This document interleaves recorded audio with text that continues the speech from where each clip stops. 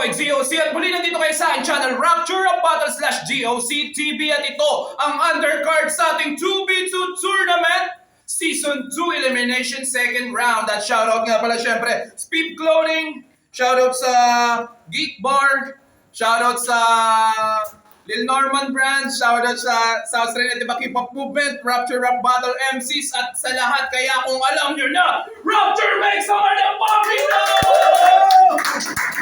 yeah, at merong MC sa aking kaliwa, magpakilala ka.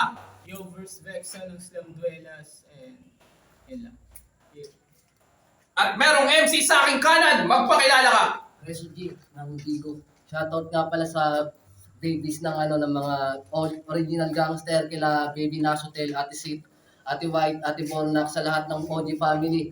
Mami El Maldita, kay Patid Batang Pasaway sa asawa niya. Sa misis ko. Yeah.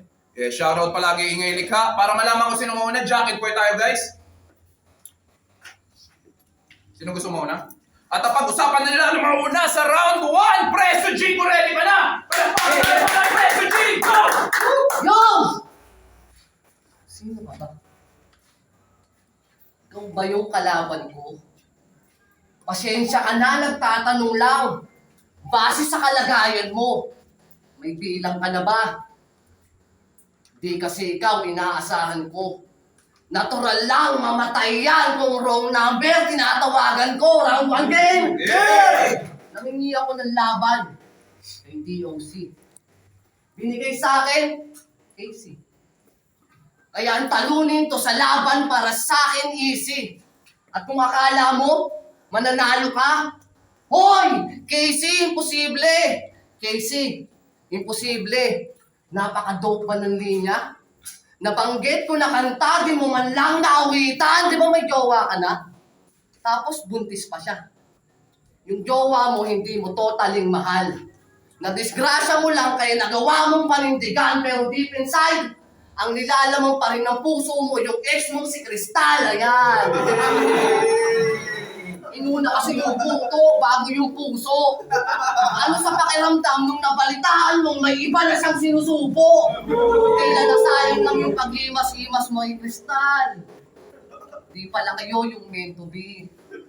Binola-bola mo pa yung Cristal na parang sorcery. Ano? Buhay pa ba? Bakit parang walang sumasabay? Paano sa sobra kong hayop mag-rap pati audience na matay? Tangin ang leeg yan ng haba-haba. Parang pasensya ko. May puputulan ako ng leeg.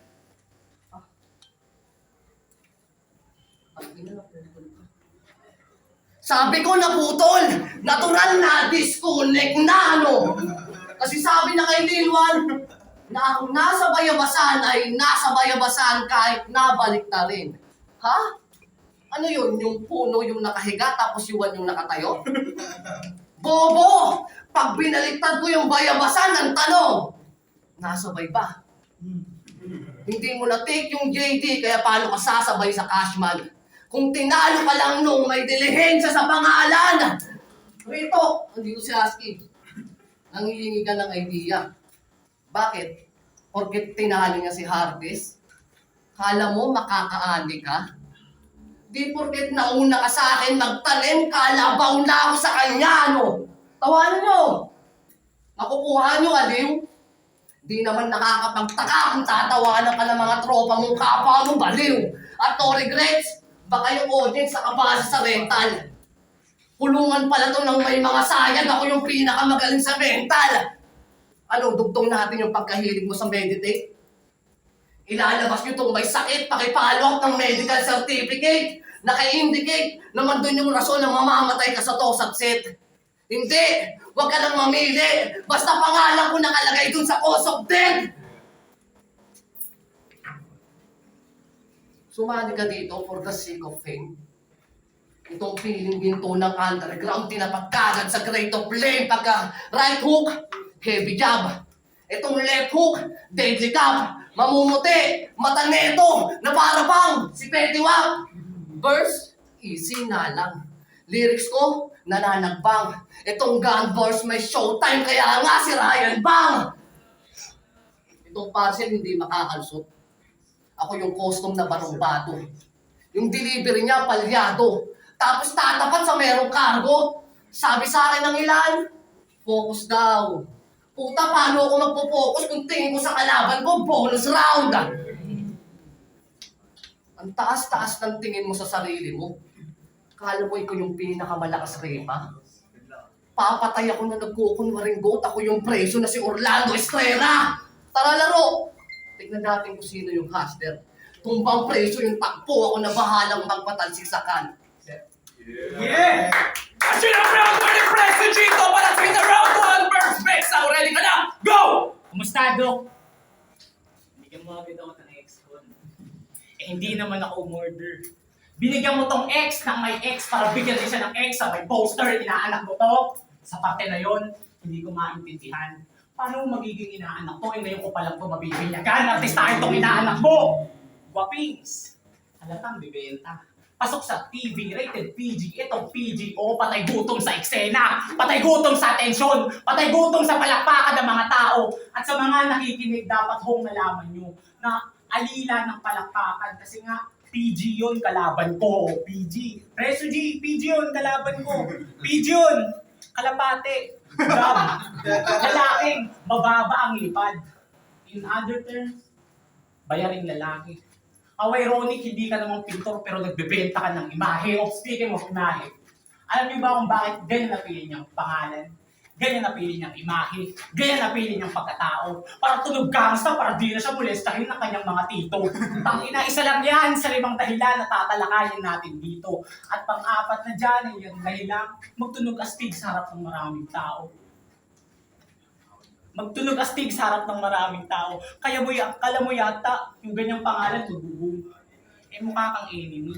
Pwede ka naman mag-boom pag binigyan kita ng unang mong L. PG, kaya galingan mo!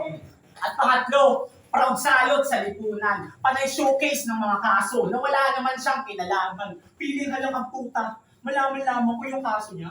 Nang molesta ng pusa. Gago! At pang-apat na dahilan, simple lang. Sa kaloob-looban niya, may tinatago siyang kabadingan. Tangina, gay shit ang puta. Kaya pala panay sama doon kay Yaski. Husay. Panay sama ka doon kay Yaski. Gusto kasi dog style. Tangina yan. Gagot, pang-5. 5 dahilan. Yung pang-5 dahilan, kaya ganyan ang kanyang ngalan. Dati kasi yung Beware. Pumasok sa battle rap, kaya pinalitan niya kaagad. Buti lang, pinalitan mo yung lintik. Ikaw tong Beware, pero ako mag-biwisto lang ngayon. Death threat, putang ina mo! Shit! Pansin nyo? ASCII bilang A. Beware bilang B. CQ bilang C. A, B, C. Full eyes, yan free. Ang Gagsti, nahiya pa kayo isali yung pang-apat. Si Heidi, tangin ang kaya. Ito, trivia lang ha. Alam mo ba nung nakulong ka, si Doc, nagdadasal sa araw-araw. Walang bumibisita sa'yo sa kulungan. Buti pa yung tomboy. Buwan ng may dalaw. Takay ng ay, hindi pa! Speaking of Heidi, para mapatunayan sa'yo na isa akong MC na one of a kind, kayang-kaya kong itugma yung rhyme sa time. At yun ang round 2 ni Perspex sa round 1 ni Perspex sa round 2 na parating. Preso G, go! Tinawag pa akong pusa, namuletsa daw ako. Saka mo sabihin sa akin yan kapag tinalo na kita dito, pusi! Putang ina ka? Putang ina mo, handang-handa ako dito, nag-ABC ka lang pala. Putang ina ka, putang. Di ba jowa mo si Rebecca? Yung ganda, tinuturing niyang Mia Khalifa. Sinigaw pa ng todo. Proud na proud tong loko. O tamang Mia Khalifa, marami nang tumira bago dumating sa sayo. Di ba? Ikaw na pala yung verse. So may papel ka dito. Mawawalan ka ng linya na parang bond paper. Patapon na buhay mo, scratch paper, puro paper ba? Tatawanan ko tong mapapel. Hahagupit talaga! Kasi nag-fake joke to kay Jacor Diligencia. Ito pagkakasabi niya. Kung sakaling buhay ka pa, taga ulit ng palakol. Hindi ka na makakatakas sa ginawa kong ataol. Kapay ko lang. Kung yung susunod na linya ay nakapakutol, galing. Galing. Nakapa mo, buti hindi ka nagtetano. Kasi ninakaw mo yung linya dun sa Titano, tatanggi mo? Wala bang bago sa lesson plan? Eh di sana ni-live selling mo na lang yan. Total, sanay sila sa second hand. Oo, pukpukan tong laban na to. Paniguradong may ikakamon. Pagtapos ko dun sa Vicente, meron pa akong ibabaon. O, tenga nyo mga tulog. Baka kailangan ko pang maglabas ng martilyo para lang makatulog. Sabi ko, meron pa akong ibabaon. Kasi sabi na kay Gatlo, ano si Gatlo? Nakamudi ka ba? Mukha kang Kelly na Teletubbies. Gago, puta. So pwede ko sabihin dito, kalbo ka. Mukha kang Cookie na Edo. Tanga! Kung Elgin na Teletubbies, itid ng utak mo! Nagbanggit ka ng Elgin, hindi mo alam pang kalawakan yun! Kung nasusukat yung katangahan yun sa'yo, tol, longest na.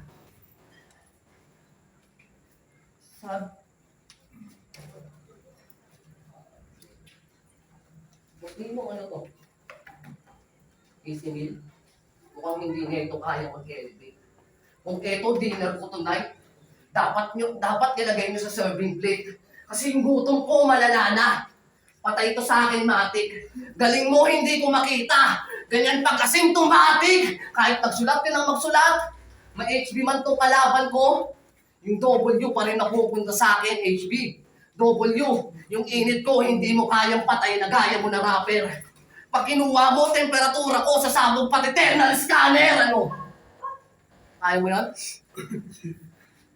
Ang pinagdulo lang nula kay Lilwan, inasar-asar pa, sinabihan mong pangit si Lilwan, ano ka pa? Sabi niya, pigi daw. Talaga ba?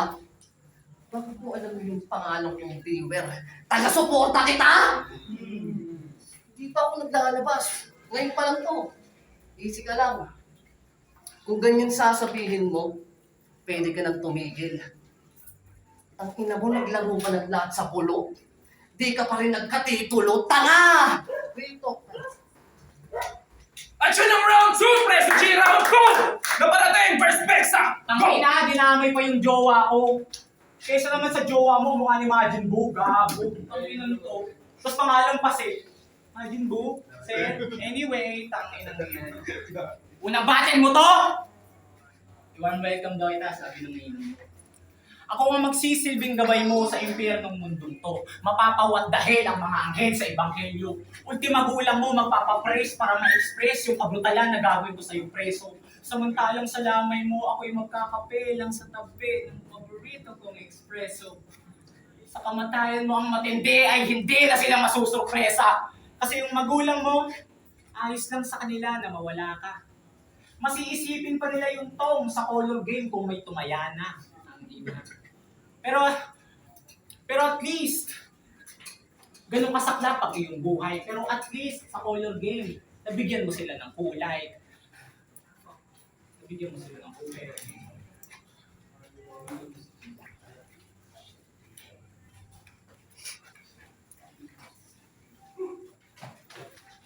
At kapag dilibing ka na, doon na sila malulungkot. Hindi dahil sa nawala ka na, at dahil doon sa color game, wala na silang mahuhutot. Kasi,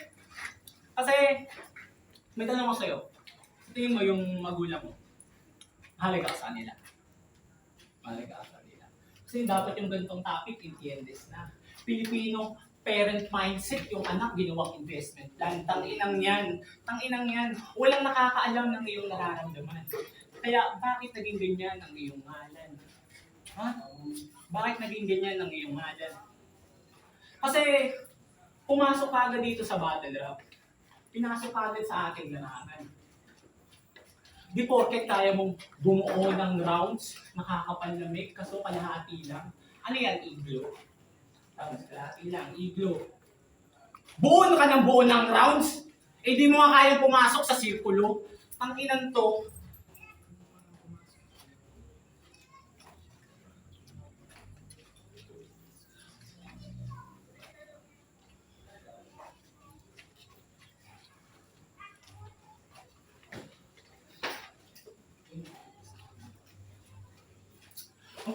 kasi sa'yo, makita ang meron kang pakikisama. Sumama ka dyan kay Joe. Sabay kayo magsindi ng mari. Wag na. Speaking of Doc, ang bait ng turing sa'yo ni Doc, kahit dapat sa'yo sinasalbahe. Ang bait ng turing sa'yo ni Doc, kahit dapat sa'yo sinasalbahe. Tangina, fuck! Pag-usapang kabaitan mo talaga, Doc, wala na ako masabi. Tangina. I-angle mo na yung pag-choke ko. I-angle mo na yung pag-choke ko para maging pabor sa yung duelo at tawagin kang lirikan. At sa mga judges, nag-fake choke na ako.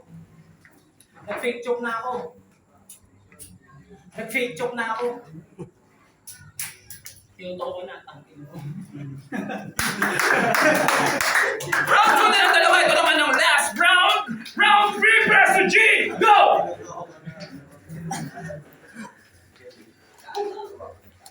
Kasi anong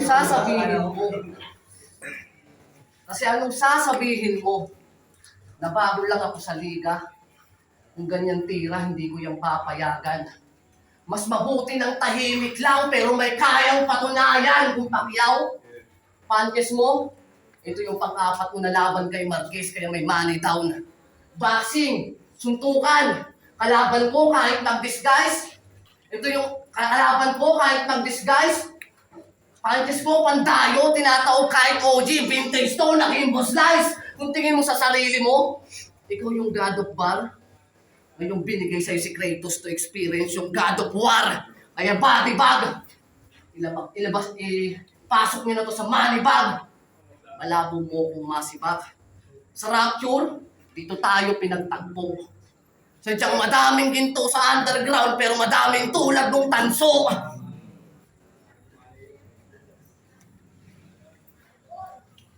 Nakikisali sa new school. Itong bata na mukhang matanda. Mangangailangan to ng kid. Di ba old school ka? Sanay ka sa maluwag na pantalon. Bakit naghahanap ka ng belt?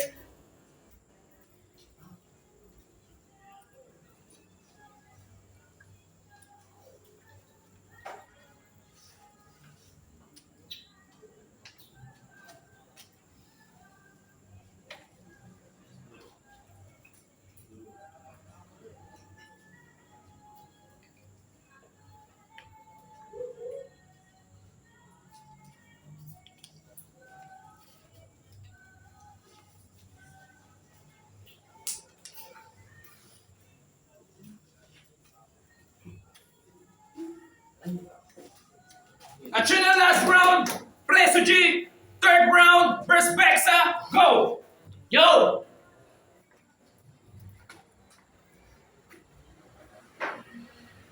Mabait pa to dati. Ewan mo kung anong nangyari. Dati, nakita ako to eh.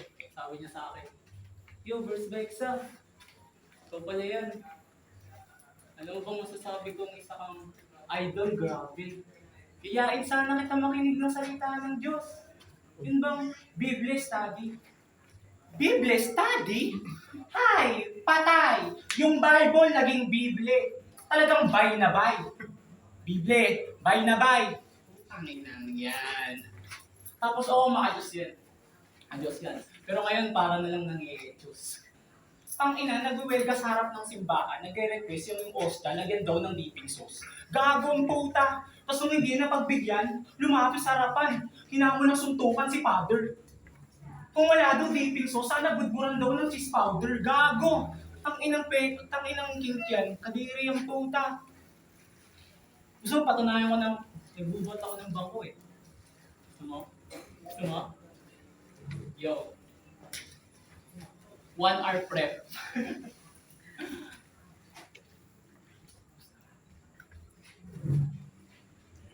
Pasok na syempre.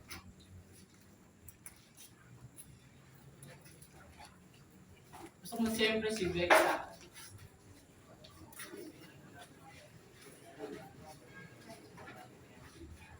Kabilang na syempre si Bexa. Pasok na sa Lete Conguera ang usapan. Isa sa mga sundalong aminadong panibago niyong aabangan. Ano ka mo? Panibago, malibago ng pagkakarindi. Hindi lintik. Sabi ng mga hindi na-believe na imaginary haters yung puta. Pinuna sarili kong muta, kalamowa, sa dami ng kalakalang, pinasukan, inakalang, sa battle lang, iikot yung kalakaran, papalagan, sasabayan, sa lakaran, kahit dito karera, patuloy lalagpasan. Ang sarili, kala mo ikaw? Hindi. Aabutin ko ang mithi ng batang larangan, ng batang lansangan na tangan, ng batang lansangan na tangan ng to, putang ina mo. Gagong putang. Nag-joke ka din? Parehas tayo. Hindi na ako mamaya sa laban to. Tangin nga, kasi gusto mo rin, bata mo yung round doon na ito eh. Dinamay mo ulit yung jowa ko. Hindi ko dinamay yung jowa mo. Tapos, nagpapaniwala kayo dun sa kristal. Gagong putang. Sa pangalan naging jowa ko, yun yung si Rebecca. Putang ina to. Invento. Gago. Naka-influence apparel ka ba? Influence apparel. Ang pasig kita dyan ng hangin. Ang warriors pa na ano. Na cups. Shucks. Warriors indoor football. Football? Gusto mo sana isubo yung kiosk yung pinyong footlong. Tangina mo. Pormahan, tangina. Naka-hoodie tapos naka-jersey na pang basketball yung anong shorts. Gago ka ba? Magkano yung sapatos mo? Mura yan sa Shopee ah. Tag 90 na naka-green pa, gago. Tama, ano yan? Vintage yan. Sige, punayin mo tong ano ko, sapatos ko, eh wala ka ng rounds. Hindi ko makakaribat. May tattoo ka pa sa loob, 2,000. Hindi yan siguro yung monthly mo na sweldo. 2,000? Ayos yan! 2,000, ako 3,000. Iron Man, tangina! Talikod ka nga. Ikot. Puta, ayaw. Hindi siya ututo. Abangan ko na lang yung rounds ko kasi pag mas mahaba yung rounds dito sa round 2, mas mananalo. Ano, wala bang tugma? Ayos na. Sino na to? Wala kang tugma. Okay, tayo ba na? Sinabata nila! Undercard ng 2-on-2 2v2 tournament. At yun, napag-usapan na ng mga orado.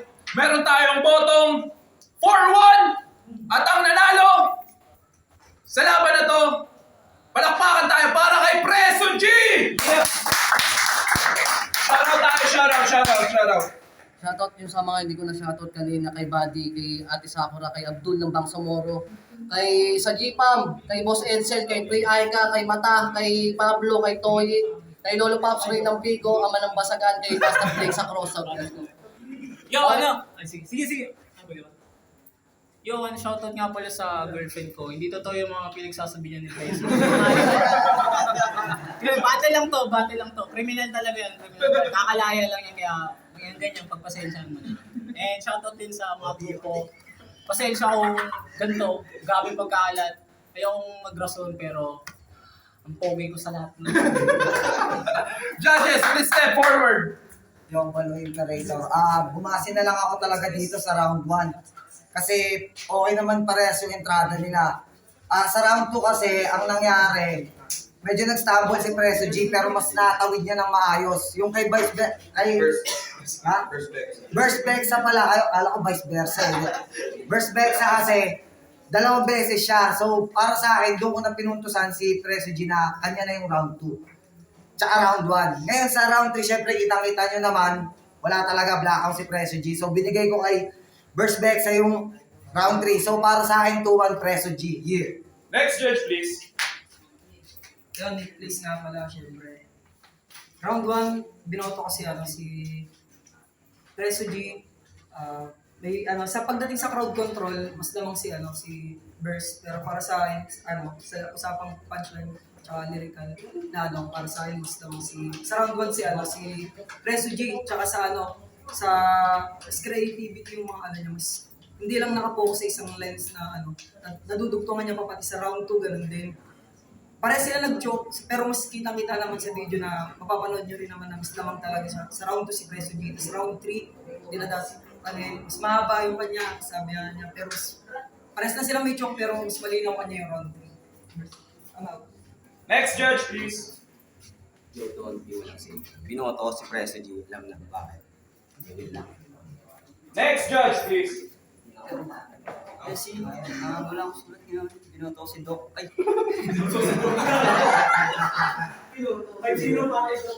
Binoto si PG kasi nakita niyo typical sa'yo. Sa talagang sumido.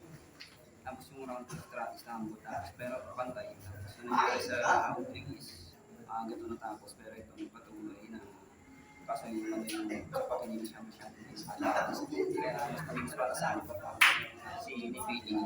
Siyempre, pakyo ka mata. Next judge. Hindi nga pala nag-soldiers record. Yung binato nga pala sa verse like sa kasi nakita ko naman sa ulit mo verse niya.